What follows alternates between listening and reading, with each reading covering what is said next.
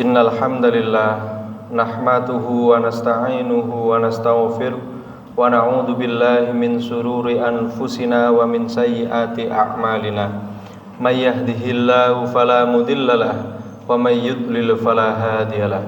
Asyhadu an la ilaha illallah wa asyhadu anna Muhammadan abduhu wa rasuluh la nabiyya wa rasulahu ba'dah. Qala Allah Ta'ala fil Qur'anil Karim, a'udzu billahi minasyaitonir rajim. Bismillahirrahmanirrahim. Ya ayyuhalladzina amanu qu anfusakum wa ahlikum nara wa quduhan nas wal hijarah 'alaiha malaikatun ghiladun shidad la ya'sunallaha ma amarahum wa yaf'aluna ma yu'marun. Jamaah rahimakumullah. Marilah pada kesempatan yang mulia ini kita tingkatkan rasa syukur kita kepada Allah Subhanahu wa taala, yang mana Allah telah memberikan banyak sekali nikmat yang sampai saat ini, sampai detik ini kita tidak dapat menghitungnya satu persatu. Di antaranya sebagaimana Rasulullah SAW bersabda, nikmatani maqbunun fihima katsirun minan nas asyihatu wal faraq. Dua kenikmatan yang sering dilalaikan oleh kebanyakan manusia, yakni nikmat sempat dan nikmat sehat. Tak lupa juga sholawat serta salam mudah-mudahan tetap tercurahkan kepada Nabi kita, Nabi Muhammad SAW, karena beliaulah yang memberikan sebaik-baik tauladan kepada kita dan membawa petunjuk kepada kita, sehingga sampai saat ini kita bisa membedakan mana yang hak dan mana yang batil. Jamaah rahimakumullah, marilah kita merenungi diri kita kembali sebagai manusia ciptaan Allah Subhanahu wa taala yang diciptakan dalam bentuk yang terbaik.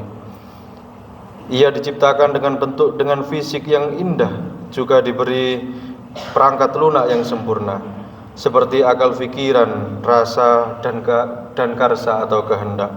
Manusia berbeda dari makhluk Allah yang lainnya. Malaikat diciptakan hanya memiliki akal tanpa diberi syahwat dan nafsu. Kemudian hewan cuma dibekali syahwat sehingga hidupnya hanya mengikuti keinginan kebutuhan badannya, seperti makan, minum dan lain sebagainya. Sementara itu setan diciptakan hanya dengan bekal nafsu, dengan bekal syahwat, sehingga sepanjang hidupnya selalu ingkar akan nikmat Allah Subhanahu wa taala. Allah Subhanahu wa taala berfirman, a'udzu billahi minasyaitonir rajim. Bismillahirrahmanirrahim. Laqad khalaqnal insana fi ahsani taqwim. Sesungguhnya kami telah menciptakan manusia dalam bentuk yang sebaik-baiknya. Manusia diciptakan dengan segala sesuatu yang dikaruniakan kepada malaikat, hewan dan setan, yakni berupa akal fikiran, syahwat dan hawa nafsu. Oleh karena itu kehidupan umat manusia lebih dinamis karena manusia berjuang dalam tarikan ketiganya. Manusia bisa menjadi seperti malaikat, hanya tunduk patuh kepada Allah Subhanahu wa taala. Bisa menjadi seperti hewan, hanya mementingkan keinginan jasmaninya. Bahkan bisa menjadi seperti setan, hanya mengumbar hawa nafsunya. Sebagai makhluk ciptaan Allah dalam bentuk yang terbaik, manusia dikaruniai 4 hal sebagai permata dalam dirinya. 4 permata ini disebutkan oleh Rasulullah SAW dalam hadisnya, sebagaimana dikutip oleh Ihyaul Ulumuddin. Qala Rasulullah SAW, arba'atu jawahira fi jismi bani Adam, yuzaluha arba'atu asya, ammal jawahiru fal aqlu waddinu wal haya'u wal amalus sholih. Rasulullah SAW bersabda, ada 4 permata dalam tubuh manusia yang dapat hilang karena 4 hal. 4 permata tersebut adalah akal, kemudian agama, kemudian sifat malu dan amal soleh. Akal adalah alat untuk memahami agama. Agama adalah rambu-rambu atau aturan yang memberikan arah pada manusia.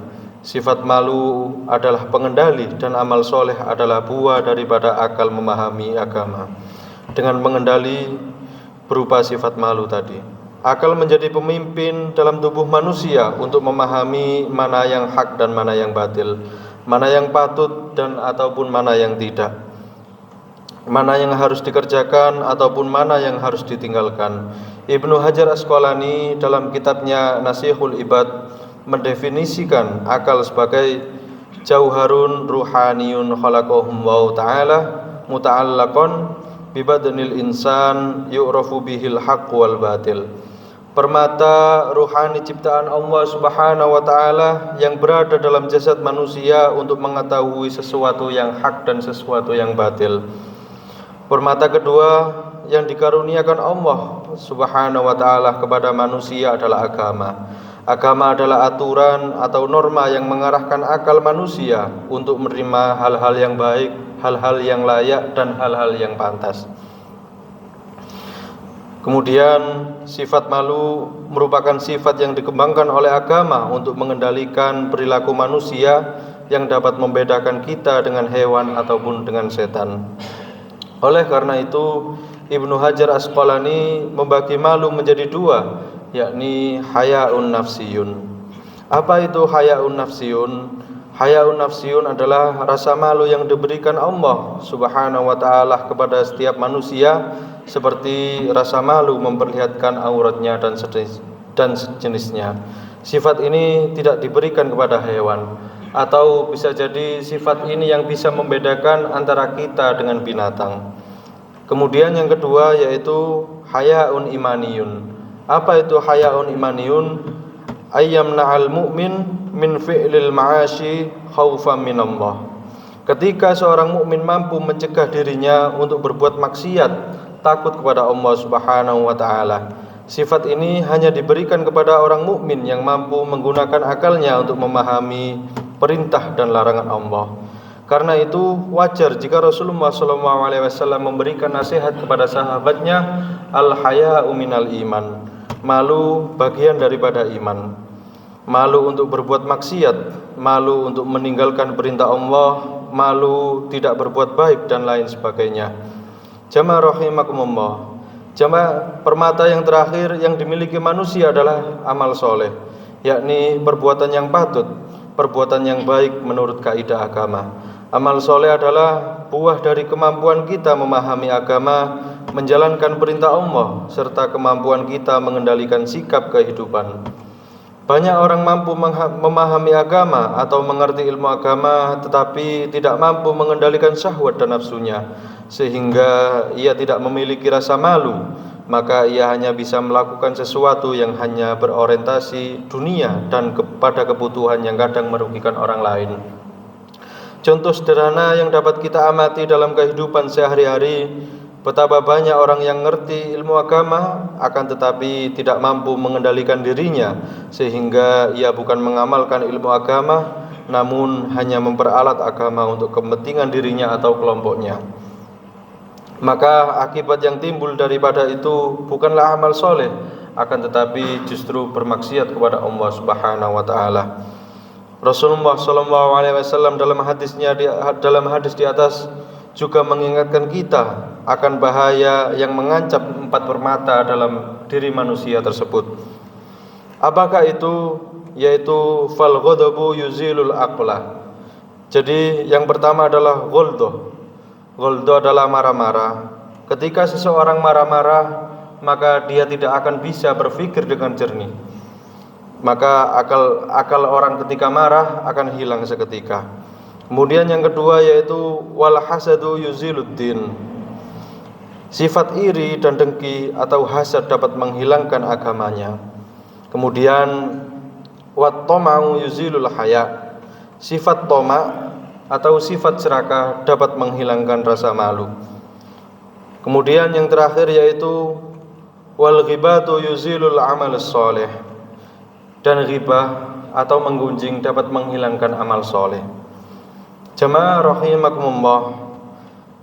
Maka dari itu di bulan yang mulia ini semoga kita dapat mengoptimalkan permata yang ada dalam hidup kita untuk menjadi insan pilihan dan termasuk dalam kategori muttaqin, orang-orang yang memiliki ketakwaan. Mungkin cukup sekian yang dapat saya sampaikan. Wabillahi taufiq wal hidayah. Wassalamualaikum warahmatullahi wabarakatuh.